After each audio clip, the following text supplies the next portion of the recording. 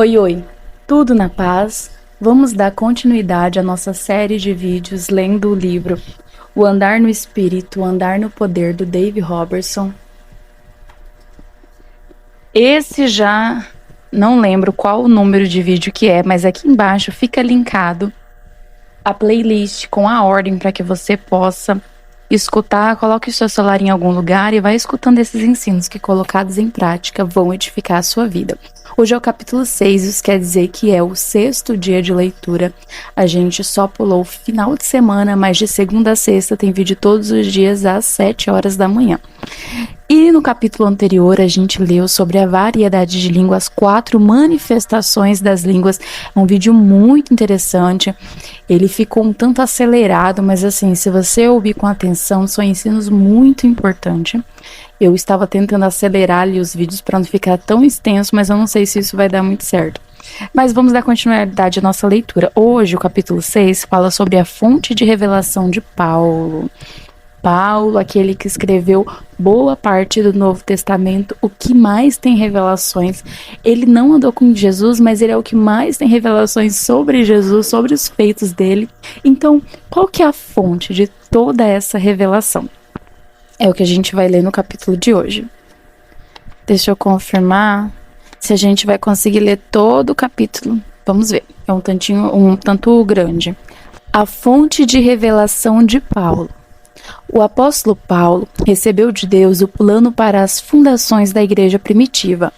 Este plano inclui os dons, as funções e as operações do Espírito, que já vimos listado em 1 Coríntios 12.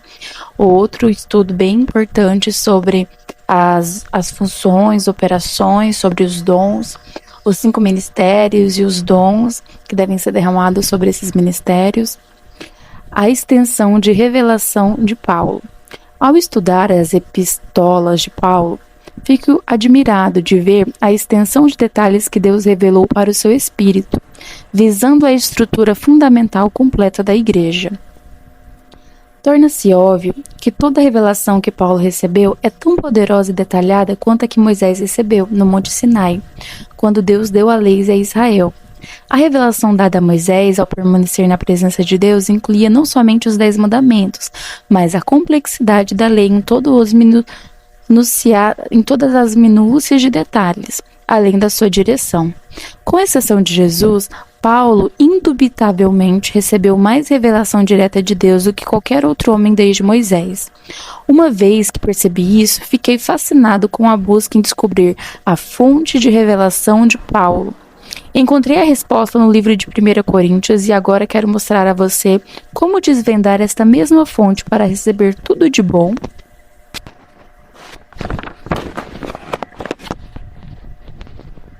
que Deus planejou para a sua vida. Veja, Paulo não recebeu revelação simplesmente porque era um apóstolo. Ele recebeu revelação porque decidiu por si mesmo entrar em Deus o máximo que podia, para receber tudo o que Deus tinha para ele. Jesus disse, porque muitos são chamados, mas poucos escolhidos, lá de Mateus 22:14. Aqueles que não somente são chamados, mas escolhidos, tomam a decisão de Paulo. A definição de Paulo do cristão carnal. O livro inteiro de 1 Coríntios foi escrito para cristão que se alimenta somente de leite e não de alimento sólido da palavra. Paulo classificou esse tipo de cristão como carnal. Eu, porém, irmãos, não vos pude falar como a espirituais, e sim como a carnais, como as crianças em Cristo. Leite vos dei a beber, não vos dei alimento sólido, porque ainda não podieis suportá-los, nem ainda agora podeis, porque ainda sois carnais. Está lá em 1 Coríntios 3, do 1 ao 2. Paulo estava dizendo para os coríntios, vejam, existem muitas coisas que eu quero lhes dizer, mas não posso. Vocês são carnais, vocês ainda não são capazes de suportar o alimento sólido da palavra. Então, Paulo continuou a escrever o livro inteiro sobre o que ele rotulava como uma mente carnal, uma mente ainda incapaz de receber, discernir e entender assuntos espirituais. É alarmante a pequena quantidade de pregadores na igreja que verdadeiramente entendem ou se alimentam do leite de 1 Coríntios. Não é espantoso que a igreja ande tão pouco tão pouco no poder de Deus e que o mundo olhe para a maioria dos cristãos sem encontrar respostas para as suas necessidades. Então, em 1 Coríntios 3:3, Paulo definiu o que constitui a carnalidade. Portanto, havendo entre vós ciúmes e contendas, não é assim que sois carnais e andeis segundo o homem? Em outras palavras, Paulo está dizendo: será que não está andando como meros homens naturais, em vez de andarem como aqueles que receberam o poder de Deus em uma nova natureza? Não é necessário ser um cristão muito espiritual para entender que se contendas, ciúmes e divisões existem entre um grupo de pessoas, elas andam como homens carnais. Quem não acusaria alguém que andasse no ciúme e contenda de ser carnal? Certa vez Deus me disse: não ofenda as pessoas e nem as destrua sobre quaisquer circunstâncias. É interessante que para o nosso Pai Celestial, o que as pessoas nos fazem parece ser irrelevante. Ele simplesmente diz: não as ofenda. Quanto mais eu tento conhecer a Deus, Paulo dizendo, quanto mais eu tento conhecer a Deus, mais eu entendo, descubro que Ele quer que o seu amor, descrito em 1 Coríntios 13, seja cumprido em mim. Isto inclui não me ressentir do mal, não levar em conta o mal feito para mim. Eu também estou descobrindo que quanto mais eu entro no âmbito de 1 Coríntios 13, mais paz, confiança e segurança em meu Pai eu experimento. Se nós estivermos cheios de ciúmes e contendas, a palavra nos rotula como carnais. Mas se nós começarmos a andar no grau máximo de amor e a dizer: eu não ofenderei outra pessoa, o mundo nos taxa de excêntricos. É por isso que nós devemos somente querer agradar a Jesus. O mundo não nos apoiará no dia do ajuste de contas. Nós estaremos sozinhos diante de Jesus, responsáveis pelas nossas próprias ações. Então, Paulo rotulou o ciúme e a contenda como carnalidade. Eu consigo entender isso. Quanto mais gentis formos com as pessoas, mais deixaremos Deus amá-las através de nós. E mais a sua presença se torna verdadeira em nós. Olha só que textos importantes. Entretanto, veja algo mais que Paulo rotulou como carnal em 1 Coríntios 3, do 4 e 5. Ele disse: somos carnais se seguimos os homens. Quando, pois, alguém diz: eu sou de Paulo, e outro: eu sou de Apolo, não é evidente que andais segundo os homens? Quem é Apolo e quem é Paulo? Servos por meio de quem crestes, e isso conforme o Senhor concedeu a cada um. Em outras palavras, Paulo está dizendo no versículo 5, Deus nos deu nosso ministério e por causa deste ministério você acreditou na salvação, mas Ele deu a cada um ministério. Então, no verso 6, Paulo continua dizendo: eu plantei, você recebeu a salvação através do meu ministério. Apolo regou, ele veio para instruir você, mas o crescimento veio de Deus. Somente Deus pode dar o crescimento. Paulo estava tentando desviar a atenção da igreja de Coríntios do ministério de homens e focalizar o ministério do Espírito Santo dentro deles. O único ministério que podia verdadeiramente transformar suas vidas e levá-las a andar nos princípios bíblicos os quais estavam recebendo de seus mestres. Perceba a terminologia que Paulo usou quando disse eu plantei. Ele estava falando de seu apostolado, seu próprio dom recebido de Deus. Ele foi o precursor do fundamento original para os coríntios. Então Paulo estava dizendo: eu vim para você nascer de novo. Eu plantei você no reino de Deus. Mais tarde enviei Apolo e ele regou sua vida, lhes ensinando sobre fé e sua herança em Deus. Mas quem somos nós, senão homens dos quais você ouviu o evangelho? Eu não posso curar você. Eu só tenho o meu dom de Deus. Eu só posso pregar a salvação e lhes apresentar a cura. Mas Deus é o único que salva e cura você. Embora eu semeasse e Apolo regasse, é Deus quem deve vir e operar dentro de você para lhes dar o crescimento. Como isso aqui é importante para mim. Espero que para você também. Então, Paulo continuou o livro de Coríntios descrevendo muitos princípios espirituais que nos tirarão a carnalidade, se os aplicarmos em nossas vidas. Olha só que importante. Ele listou Ele lidou com assuntos importantes, tais como irmãos em Cristo processando uns aos outros, problemas matrimoniais, os chamados, as obras, a unção da igreja, o andar no amor de Deus, o ressuscitar dos mortos, questões de Santa Ceia. Embora todos esses assuntos se enquadrem na categoria do leite da palavra, eles ainda têm se discernidos espiritualmente. Em essência, Paulo estava dizendo: tudo o que nós pregadores devemos fazer é expor estes princípios básicos que estão designados para tirar você da carnalidade, mas se você não permitir que o ministério do Espírito Santo transforme você de acordo com os princípios que está ouvindo, não podemos nada fazer. É onde nosso ministério se acaba. Você é edifício de Deus. Então, em 1 Coríntios 3, 7-11, Paulo diz isto: de modo que nem o que planta é alguma coisa, nem o que rega, mas Deus que dá o crescimento. Ora, o que planta e o que rega são um, e cada um receberá o seu galardão, segundo o seu próprio trabalho. Porque de Deus somos cooperadores, lavouras de Deus, edifício de Deus sois vós. Segundo a graça de Deus que me foi dada, lancei o fundamento como prudência, construtor, e outro edifica sobre ele. Porém, cada um veja como edifica. Porque ninguém pode lançar outro fundamento além do que foi posto, o que é Jesus Cristo. E o que você é? Uma pedra viva numa vasta estrutura espiritual chamada edifício de Deus. E como pedra viva, você é chamado para cumprir um ministério único, como um colaborador do corpo de Cristo, sempre edificando no fundamento que Paulo lançou como um prudente construtor, a revelação de Jesus Cristo. Ai, minha mão tá doendo. A revelação de Jesus Cristo e este crucificado. De 1 Coríntios 2:2. Então, onde acaba o meu ministério? Como o ministro do Evangelho e o ministério do Espírito Santo começa? Bem, eu posso instruir você sobre sua herança em Deus. Eu posso lhe dar uma palavra de sabedoria, casualmente, ou uma palavra de conhecimento conforme a vontade do Espírito Santo. Posso ensinar você sobre fé, amor e unção de Deus, mas não posso lhe dar a unção e equipar você para o seu chamado individual como uma pedra viva no edifício de Deus. Você terá que ir a Ele para receber aquilo que nenhum homem pode lhe dar. É o Espírito Santo e seu envolvimento pessoal dentro de você que traz o crescimento.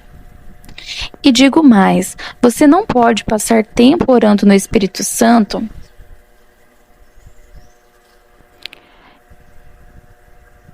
sem orar o plano de Deus e avançar, ficando mais bem equipado para sua contribuição como uma pedra viva em seu edifício. Meu ministério acaba ao lhe dar conhecimento. Eu posso semear em você o reino e regar você com instrução, mas não posso lhe dar o crescimento. Somente Deus pode lhe dar isso. Realmente espero que tudo isso esteja fazendo sentido para você. Esta é a razão pela qual Paulo falou aos Coríntios: recebi graças de Deus para ser o construtor. Recebi o ministério de Deus e lancei o fundamento de Jesus Cristo crucificado. Você precisa saber que conforme você responde ao chamado de Deus e cumpre o seu ministério, não existe outro fundamento além daquele que tenho ensinado.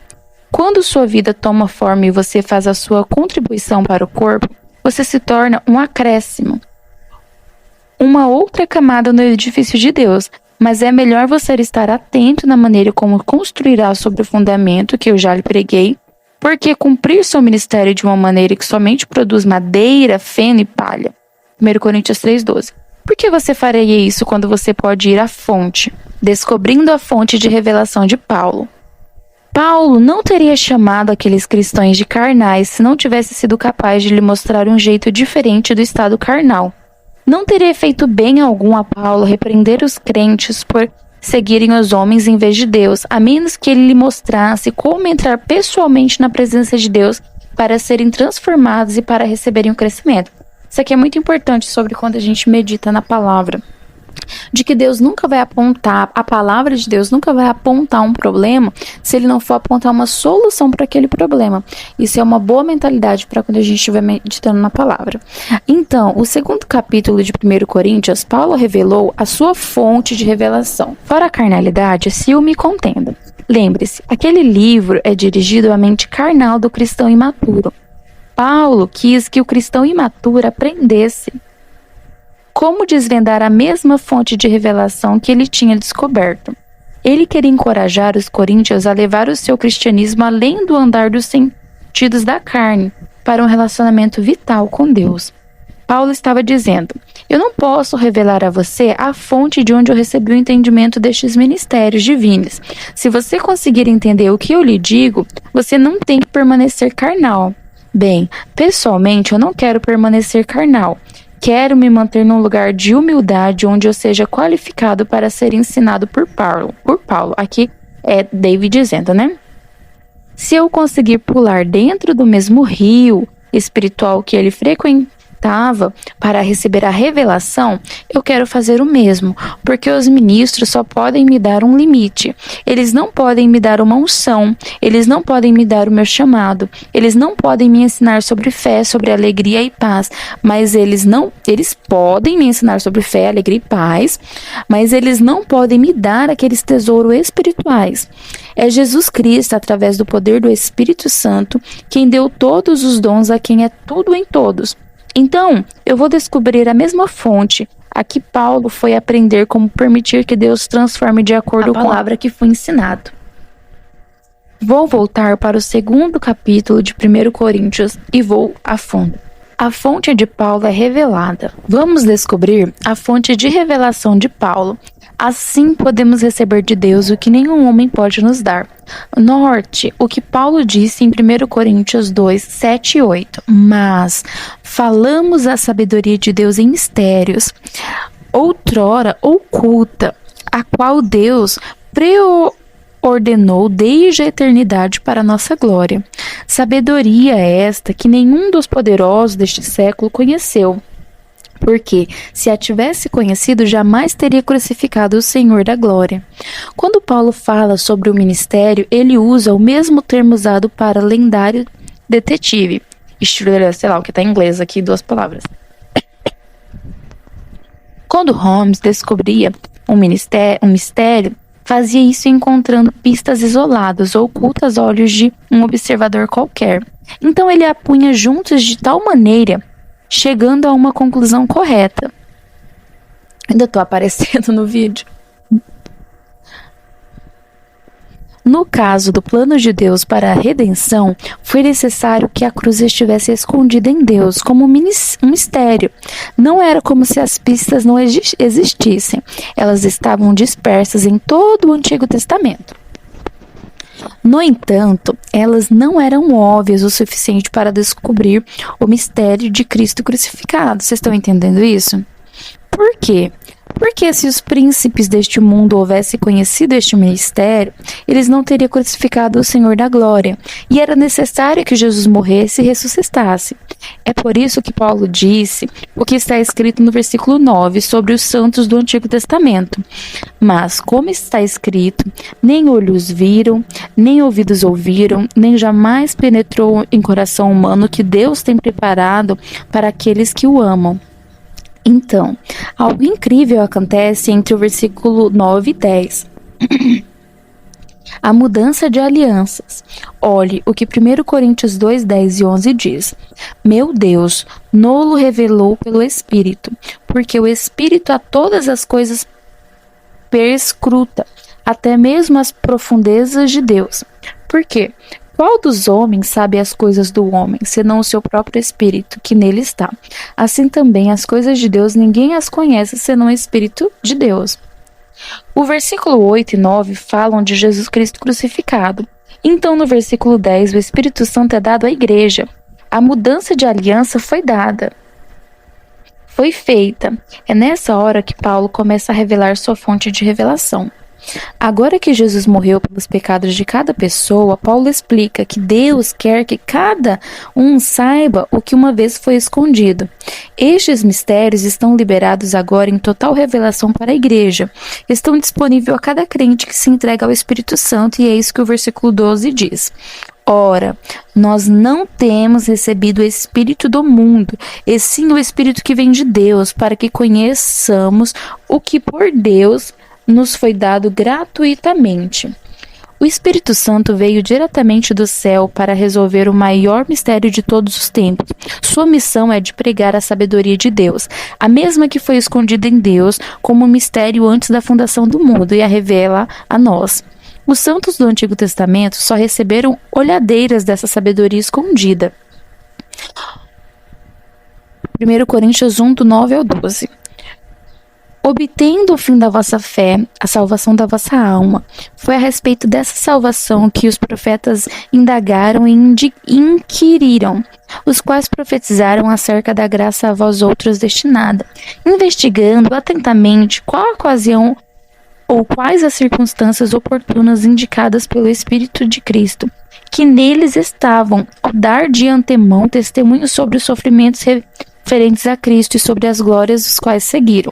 A eles foi revelado que não para si mesmo, mas para vós outros ministravam as coisas que agora vos foram anunciadas por aqueles que, pelo Espírito Santo enviado do céu, vos pregaram o Evangelho, coisas essas que os anjos anelam escrutar. Gente, toda vez que vem os versículos, é uma versão da qual eu não leio, fica bem claro, né? Mas, através dos mistérios do Espírito Santo, Deus revelou propositalmente os mistérios da sua sabedoria a cada um de nós, que cremos em Cristo, em Jesus. Hebreus 8:11 diz que, debaixo da nova aliança, podemos ser ensinados diretamente pelo Espírito Santo a respeito dos assuntos espirituais.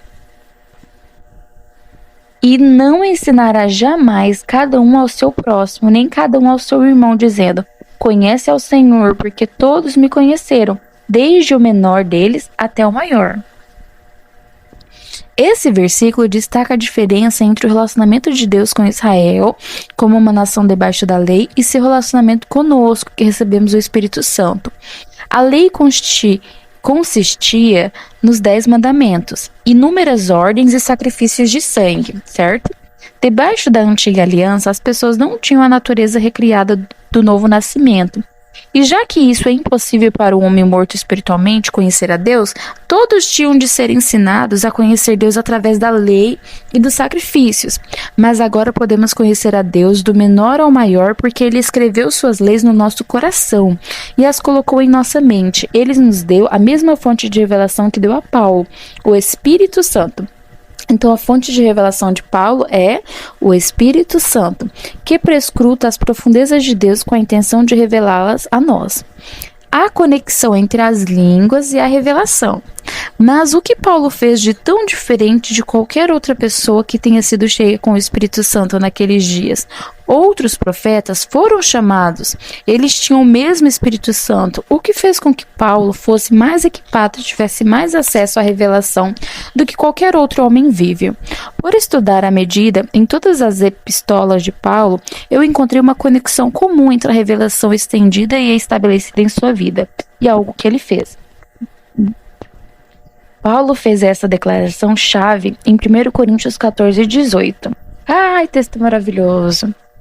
Dou graças a Deus, porque falo em outras línguas mais do que todos vós. Aleluia! Bem, espere um pouco, Paulo. Vamos pegar todos os Coríntios e fazer uma pesquisa. Oi, senhor Coríntios, quando você tem orado em línguas? Ah, enquanto vou ao trabalho no meu camelo. Tudo bem. E você, senhora Coríntios? Bem, eu oro quando tiro o pão do forno. Ah, é mesmo. Paulo provavelmente nunca fez esta pesquisa. No entanto, ele pôde dizer com razão: dou graças a Deus porque oro nesta língua sobrenatural de edificação que abrange toda a revelação de Jesus Cristo mais do que todos vocês. Você acha que foi uma coincidência que primeiro Paulo operou com mais revelação do que qualquer outro naqueles dias, e segundo ele, orou em línguas para sua edificação pessoal mais do que qualquer outra pessoa cheia do Espírito Santo na igreja de Coríntios? Não, eu posso lhe garantir que não foi coincidência. Falando mistérios divinos, a gente começou ali sobre qual que é a revelação de Paulo, e aí a gente vê que a revelação de Paulo é o Espírito Santo nele, mas tantos outros homens têm o Espírito Santo, porque Paulo recebeu tantas revelações, e ele dá essa chave ali quando ele diz que ora mais em línguas mais do que todos. Então essa foi a diferença dele dos outros homens que também têm o Espírito Santo. Ele orou em línguas mais do que todos. Ele mesmo afirmou isso na Bíblia Sagrada. Está na palavra de Deus. E aí aqui ele vem sobre falando mistérios divinos. Agora a gente vai ver na prática como a gente fazer a mesma coisa que Paulo fez. A conexão espiritual entre orar em línguas e a revelação está no entendimento da palavra, mistérios. Para nos ajudar a entender esta conexão, Paulo mencionou esta palavra 3 vezes entre o capítulo 12 e 14 de 1 Coríntios.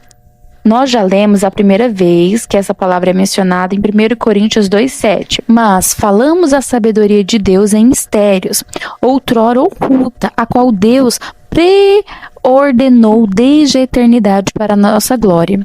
A segunda vez que Paulo menciona mistérios é em 1 Coríntios 4,1. Assim, pois, importa que os homens nós considerem como ministros de Cristo e despenseiros dos mistérios de Deus. Então, na mesma carta que Paulo disse à igreja de Coríntios que ele era agradecido por falar mais em línguas do que todos eles, ele também declarou que havia sido feito despenseiros dos mistérios de Deus. Um despenseiro é um administrador. Naquele tempo, um homem rico contratava um despenseiro para administrar suas riquezas e seus bens. O despenseiro protegia os bens contra o desperdício, mau uso e roubo. Para que Paulo pudesse ser um bom despenseiro dos mistérios de Deus, ele teria que protegê-los da infiltração da falsa doutrina, da lei, do ódio de Satanás pela igreja, etc. Como Paulo fez isso? Deixando o Espírito Santo orar estes mesmos mistérios através dele, hora após hora, em línguas. Ele sabia que isso iria afetar seu conhecimento espiritual da revelação de Cristo para a igreja. A terceira vez que mistérios é mencionado é 1 Coríntios 14:2. Pois quem fala em outras línguas não fala a homens, senão a Deus, visto que ninguém o entende, em espírito fala mistérios. Note que no momento em que você começa a orar em línguas, você se coloca no Espírito. O Espírito Santo ultrapassa sua carne, mente e intelecto, indo diretamente no seu espírito. Lá ele começa a criar aquela linguagem sobrenatural, assim que você abre sua boca e começa a falar os mistérios de Deus. Mas, de quais mistérios Deus está falando neste versículo? Bem, a palavra mistério significa basicamente segredos divinos. Estes segredos divinos não são do tipo que nunca pode ser contados. Pelo contrário, eles são segredos que estão escondidos no interior de Deus e foram feitos acessíveis a nós pelo sangue de Jesus e pelo poder do Espírito Santo. Aqui tem uma outra definição bíblica da palavra mistérios. Aquilo que estão fora do âmbito de compreensão natural pode ser conhecido apenas através da revelação divina, e é conhecido somente aqueles que são iluminados pelo seu Espírito. Suponho que você tenha passado 8 horas orando no Espírito Santo, falando mistérios que estão fora do âmbito da compreensão natural e que podem ser conhecidos somente pela revelação divina aos iluminados pelo Espírito Santo. Eu posso lhe dizer isso sobre estes mistérios que você está orando. Certamente não são para o benefício de Deus. Será que você pode ir ao ouvido de Deus e falar-lhe algo profundamente secreto espiritual que ele não conheça pelo menos por 2 milênios antes de você chegar a este planeta? É claro que não. Então, se estes mistérios não são para o benefício de Deus, eles só podem ser para o nosso. Portanto, orar em línguas deve ser como qualquer outro tipo de oração criada por Deus para ser respondida. Tanto quanto a poderosa oração da fé que move montanhas ou a conhecida "eu vou onde você quiser", oração de consagração, João 16:13 diz: "Quando vier, porém, o Espírito da verdade, ele vos guiará toda a verdade, porque não falará por si mesmo, mas dirá tudo o que tiver ouvido e vos anunciará as coisas que hão de vir." O Espírito Santo é o intermediário entre nós e Jesus, e ele somente falará o que ele ouve. Sua missão como Espírito da verdade é de glorificar Jesus recebendo a verdade dele e então transmitindo estes mistérios de Cristo, do seu entendimento a nós, através da linguagem sobrenatural de línguas. Também está escrito em Hebreus 7:25 que Jesus, nosso sumo sacerdote, vive sempre para interceder por nós. Então o Espírito Santo ouve a intercessão que Jesus está fazendo por nós e derrama esta mesma intercessão em nosso espírito enquanto oramos em línguas. O que mais podemos saber sobre este mistério ou segredos divinos que 1 Coríntios 14:2 diz que falamos enquanto oramos no Espírito? Eu meditei, orei, estudei na minha busca para descobrir o que este versículo significa. Eu descobri que a palavra mistérios neste versículo é exatamente a mesma palavra grega usada para os mistérios escondidos que estão agora disponíveis a nós através do ministério do Espírito Santo na dispensão da graça. Fiquei maravilhado. Perguntei: Senhor, você quer dizer que os mistérios, uma vez escondidos em você, desde antes que o mundo começasse, são os mesmos mistérios com os quais eu penetro no trono da graça todas as vezes que eu oro em línguas? O Senhor disse: você entendeu. É por isso que sua fé aumenta todas as vezes que você ora em línguas. Você não recebe uma palpável carga elétrica por falar muitas sílabas no ar. Às vezes, a razão pela qual você é edificado é porque você está falando os mesmos mistérios que Paulo escreveu. O mistério de cura, o mistério da justiça, o mistério da redenção. Você está falando tais mistérios diante do trono da graça e Deus responde como a qualquer outra oração.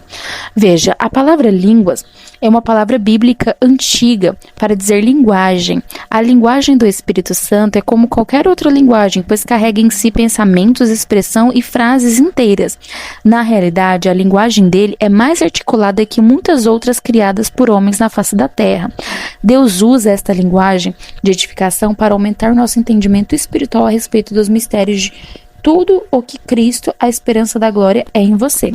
Colossenses 1:27.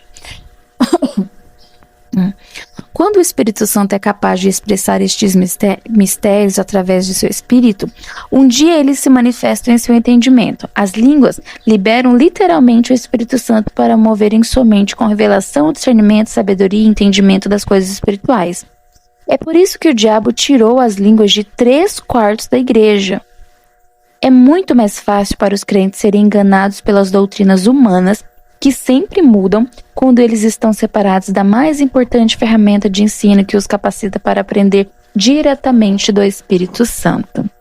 Minha descoberta pessoal da conexão espiritual. Acabou que a gente vai ler o capítulo todo, eu acho, né? Quando eu comecei a orar em línguas no meu quarto de oração, por horas, todos os dias, eu era tão ingênua, pois não sabia que estava sendo edificado. Eu apenas sabia que orar em línguas estava fazendo algo positivo para mim. Ao perceber no quarto, orando dia após dia, minhas horas de oração melhoraram cada vez mais. Ai, que boa notícia. Eu já estava orando por mais ou menos 2 meses quando meu amigo linhador, chamado, é um nome em inglês, me ligou. Ele tem 1,92 m de altura. E seu peitoral é grande como um barril. Ele é um homem enorme e troncudo, com um dos corações mais brandos para o Senhor que eu já vi. Ele ficou sabendo que eu saí do meu emprego e estava trancado em um quarto para orar todos os dias. Ele tinha um pouco de tempo livre, então me perguntou: Davizinho, você se importa que eu viesse orar com você? Não, não me importo, pode vir. Então ele passou a me acompanhar na oração.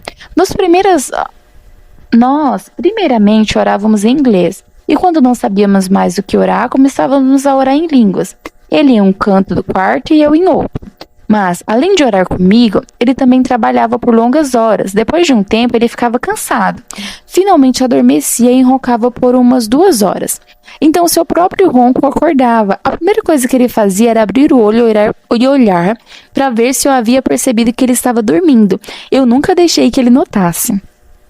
Ele pode ter tido dificuldade em ficar acordado durante a oração, mas com o passar dos meses, ele se tornou um dos meus conselheiros espirituais.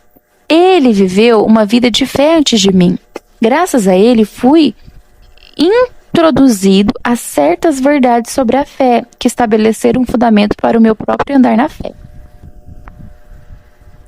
Depois de orar por 3 meses, algo incomum aconteceu. Um dia eu estava lendo uma passagem da Bíblia que já havia lido muitas vezes. De repente, parecia que aqueles versículos em particular levantaram da página e o entendimento daquela passagem explodiu em todas as direções do meu espírito. Antes disso, eu não fazia ideia do que aquilo significava e depois passei a entender pela primeira vez. A unção interior que nos ensina todas as coisas me explicou aquele versículo. 1 João 2,27. Quanto a vós, outros, a unção que deles recebestes permanece em vós, e não tendes necessidade de que alguém vos ensine, mas com a unção vos ensina a respeito de todas as coisas. E é verdadeira e não falsa. Permanecei nele, como também ela vos ensinou. Eu estava muito maravilhado. Pensei, Senhor, o que está acontecendo? Eu sempre pensei que estes versículos significavam outra coisa. Eu havia aprendido interpretações muito diferentes em meus dias ultrassantos. Esta mesma experiência começou a acontecer frequentemente comigo. Todas as vezes que o Espírito Santo me dava mais revelação da palavra de Deus, eu esperava impacientemente pelo amigo, para contar tudo a ele. Eu perguntava, você já viu esse versículo? Bem, sim, Davizinha. Você sabe o que significa?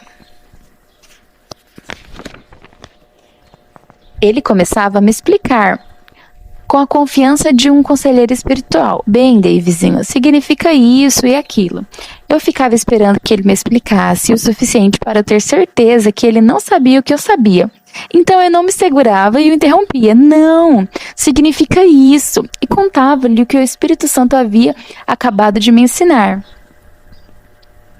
Ele olhava para mim e perguntava, como você entendeu isso? Eu não sei.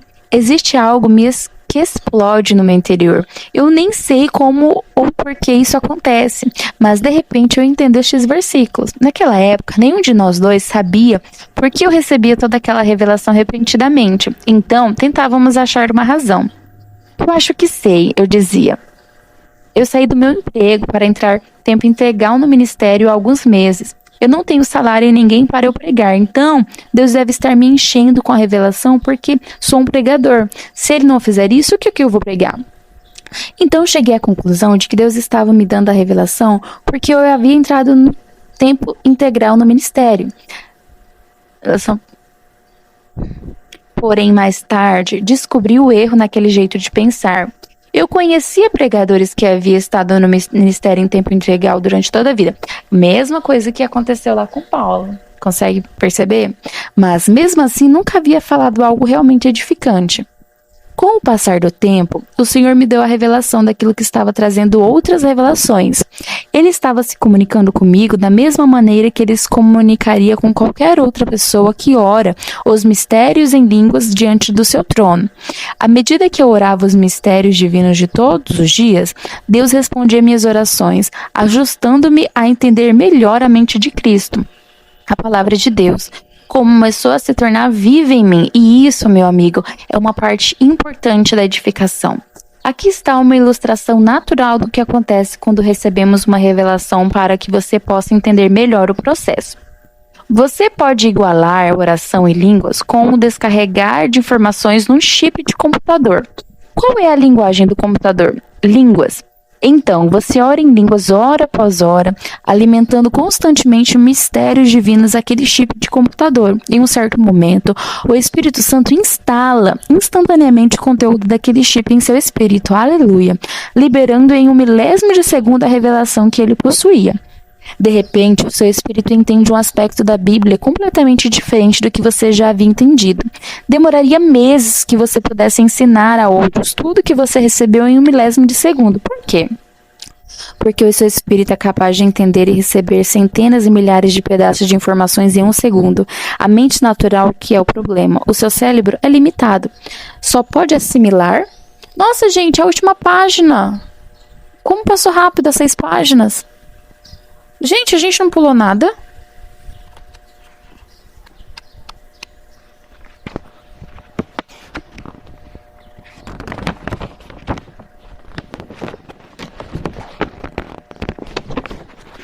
É isso mesmo. Quanto mais você ora em línguas, mais você descarrega mistérios divinos daquele chip de computador. Quando o Espírito Santo instala no seu espírito e libera a revelação de repente, você começa a entender a mente de Cristo, o mistério de Cristo em você, a esperança da glória, começa a nascer em seu espírito acompanhado de uma grande fé.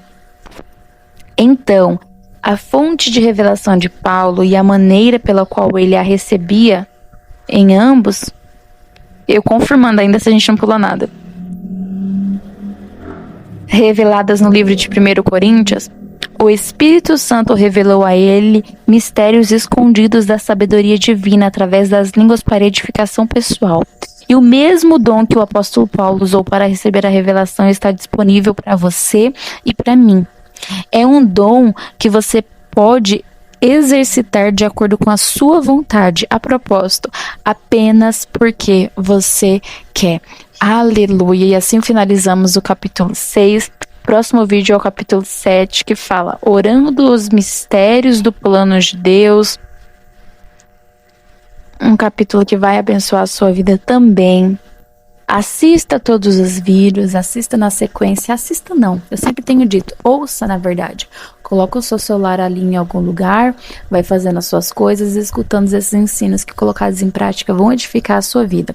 Esse livro ele é muito precioso e talvez você nunca tenha conseguido ler ele ou já leu, mas esses vídeos é para te ajudar, para te dar um auxílio ali para que você consiga concluir essa leitura.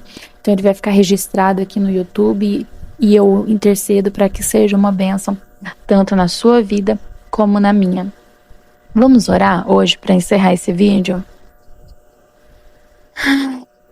Oremos.